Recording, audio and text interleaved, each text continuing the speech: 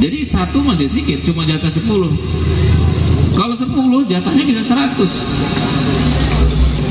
Jadi kan gembira nanti saya, istri bisa opung-opung nana jolo, bisa aturan gak selamat misalnya jadi selamat. Jadi ibadah adalah salah satu dalan markumpul menaruh di surga. Ayah umat ini opungnya, tulangnya, rantainya berkumpul di sana. Nah, seperti inilah sebenarnya cita-cita orang beriman ini, Pak.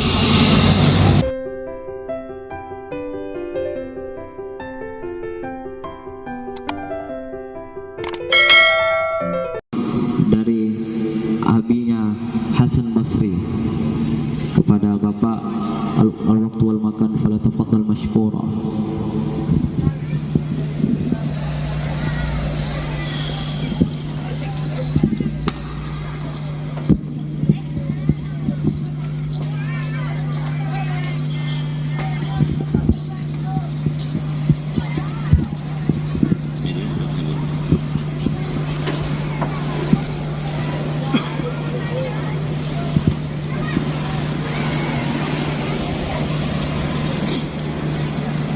Assalamualaikum warahmatullahi wabarakatuh.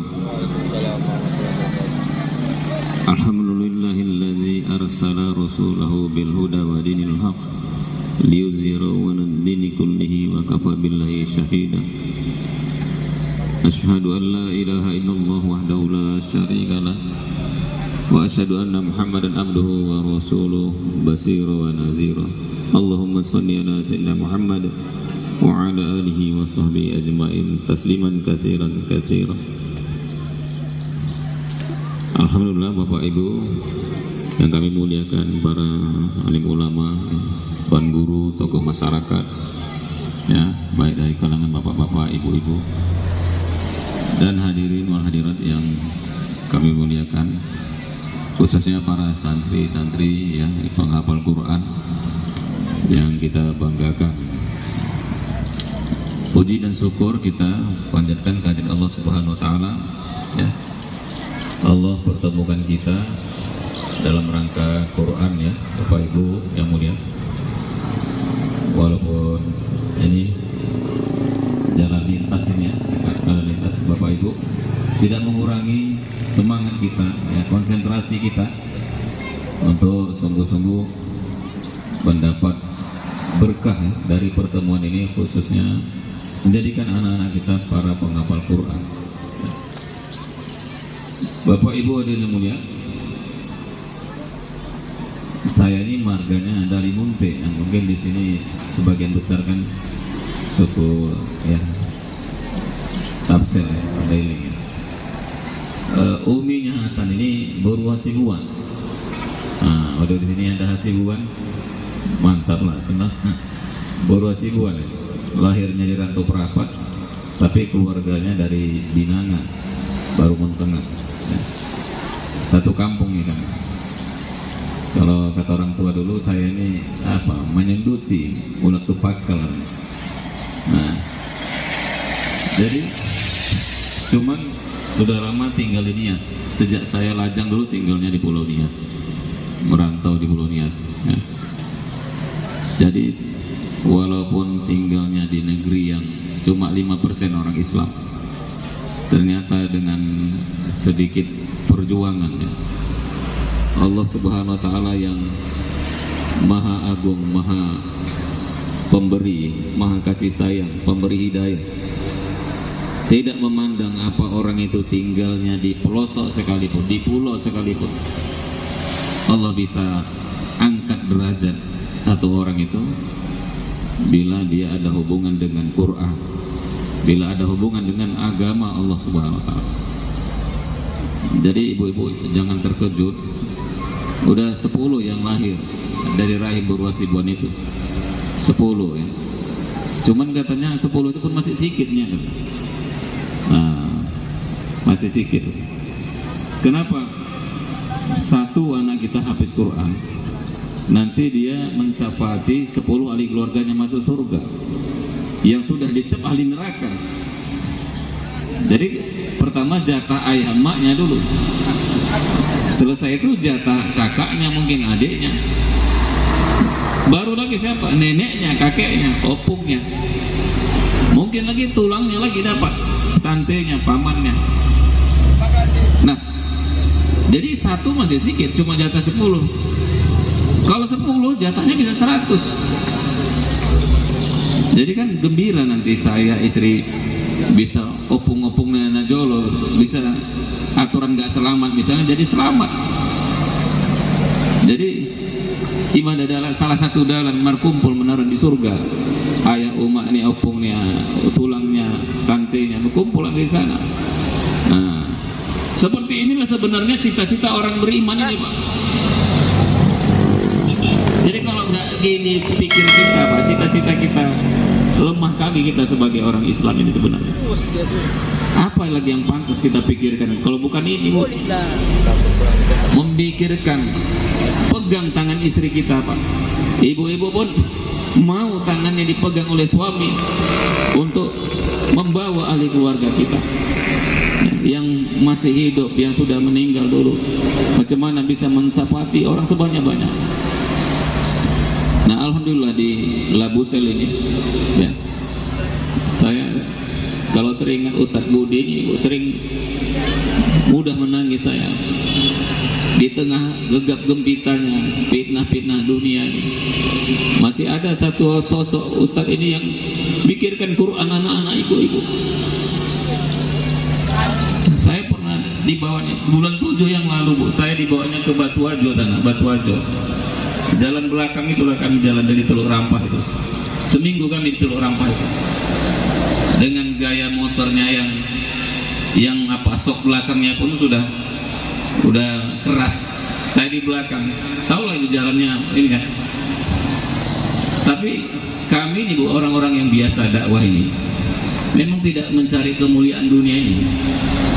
Saya ini sering diundang gubernur, kiai-kiai besar, diundang negara-negara lain. Kalau saya sombong, mana mungkin mau saya dibawa ke Batuajo itu sampai sakit pantatnya kan. Tapi saya duduk di situ di bawah Ustadz, nangis saya nengok Ustadz yang memperjuangkan anak-anak di kampung-kampung itu yang bagaimana bisa ngaji, jangan sampai buka Quran, menjadi hafiz Quran. Pakai duitnya sendiri, cari rumah sewa di situ, bayar gaji ustazah di situ. Tapi alhamdulillah kita dengar ada ibu-ibu yang mulai dermawan. Ustaz, gaji Ustaz ini saya lah yang bayar.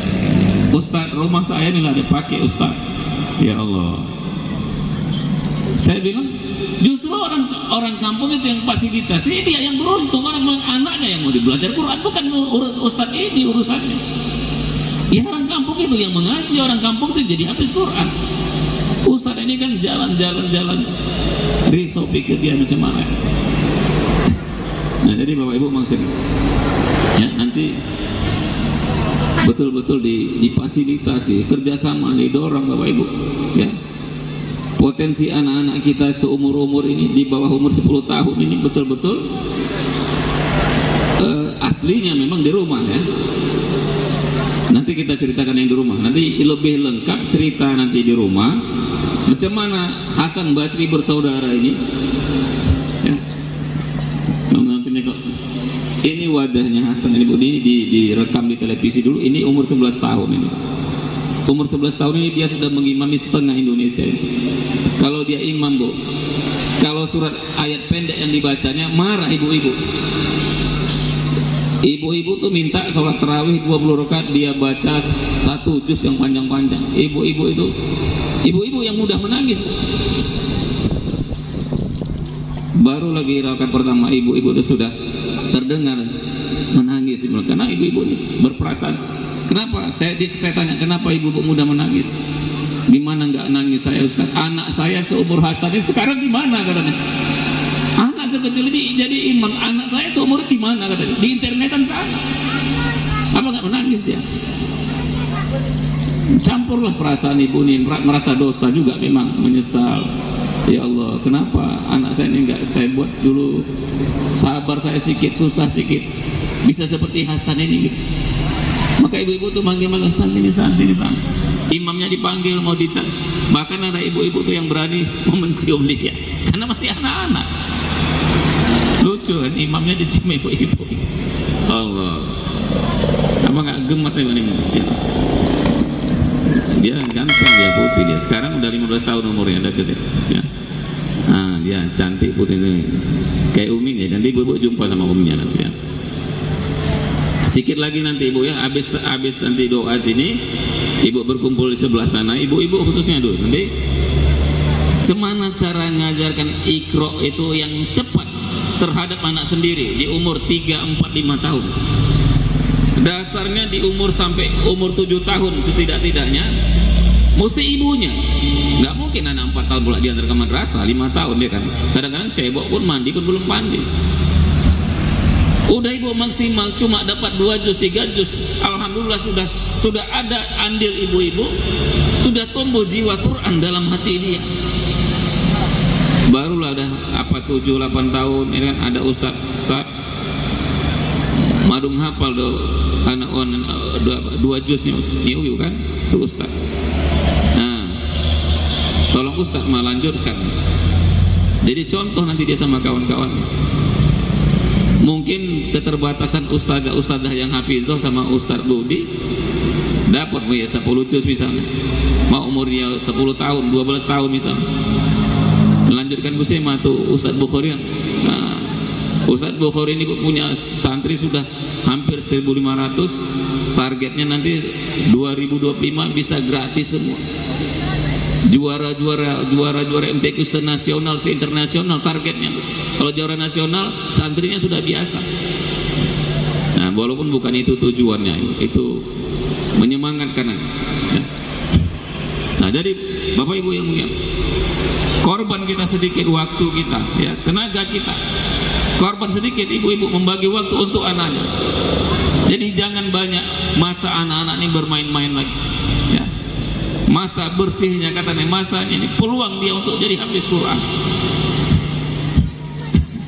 Gimana perasaan saya dan uminya Hasan ini sebenarnya?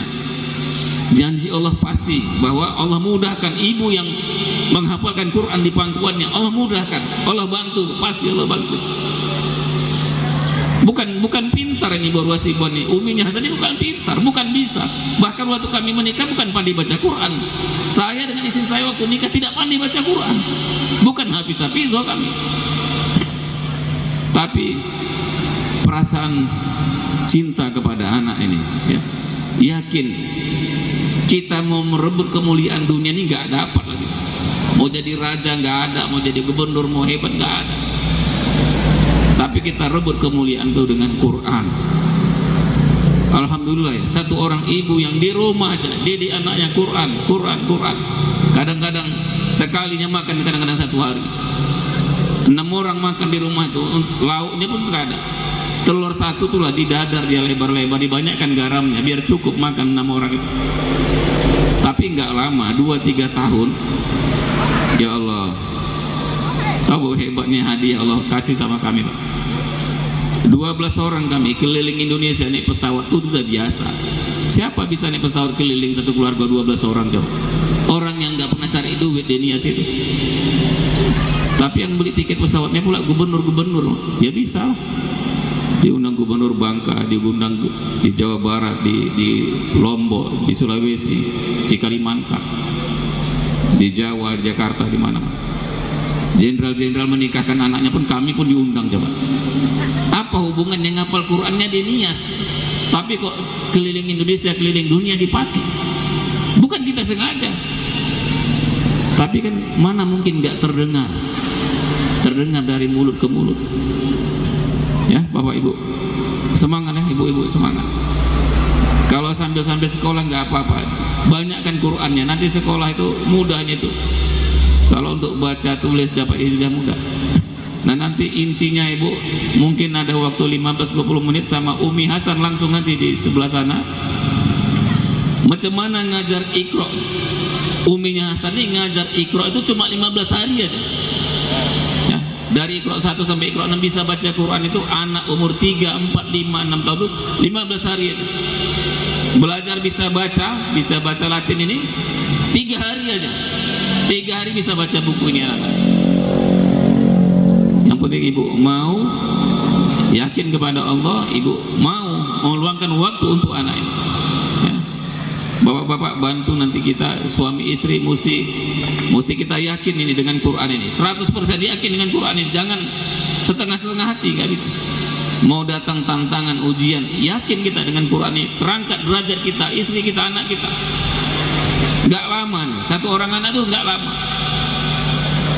Ya, sudah sampai kalau untuk di kampung kita mungkin ibu-ibu nggak paham tadi, kalau setingkat usia 7 tahun, bukan dulu di pesantren yang jauh-jauh, yaitu yang dibuat Ustadz Ahmad Budi ini betul-betul saya lihat mengkondisikan anak di kampungnya masing-masing di usia 7 sampai 10 tahun itu. Nah mungkin karena dia dari rumah-rumah itu kan nggak maksimal bisa 30 juz, tapi upaya Ustadz ini luar biasa ya, menumbuhkan kecintaannya. Kan ini nampak hasilnya ibu-ibu, saya lihat itu hasilnya, tumbuh kecintaan Quran anak-anak ini seperti yang mengaji tadi, ada yang 2 juz 3 juz ya. Nah nanti udah 10 atau 11 12 itu lanjutkan ke Raudatul Ulum, difasilitasi sama ustaz-ustaz kita di sana. Sampai saya dengar sudah yang juara tingkat provinsi pun sudah ada, juara tingkat nasional pun sudah hampir menuju ke sana. Kita akan dengar bacaan-bacaan anak-anak itu bagus. Ustaz, mungkin itu Ustaz ya. Ya ibu-ibu ya, semangat kita dengan Quran, dan dukung yang punya fasilitas apa, dukung kita. Dan kisah keluarga saya ini sudah sampai dibukukan. Bukan kita mau seperti ini sebenarnya, tapi namanya ilmu kan nggak bisa dirahasiakan. Saya sampaikan, ada orang yang merekam, ditulis untuk menjadi inspirasi kepada umat ini. Ini sudah dicetak sampai 9.000, sudah sampai ke beberapa negara dan sudah sampai seluruh Indonesia ini. Jadi untuk menginspirasi kita, mengambil keberkahannya, bertawasul dengan keluarga penghafal Quran, dengan mengorbankan sedikit harta kita ya, memajukan madrasah pesantren. Nah mungkin ini saya sampaikan nanti ya, selesai nanti Ustadz Dr. Bukhari ya, kita kasih waktu mungkin 19-20 menit gimana membagi waktunya, macam mana cara ngajar Iqra secepat itu, nanti dengan uminya Hasan langsung, nah, dengan Bu Ruwasi bantu nanti langsung ibu-ibu ya, karena dia yang mempraktekkannya di rumah ya. Bapak-bapak ini mendoakannya, menguatkan amalnya, menguatkan taklimnya di rumah, sehingga anak-anak ini kan dimudahkan Allah Subhanahu wa taala. Mungkin itu yang kami sampaikan, dilanjutkan oleh Ustaz Dr. Bukhari. Billahi taufiq wal hidayah. Assalamualaikum warahmatullahi wabarakatuh.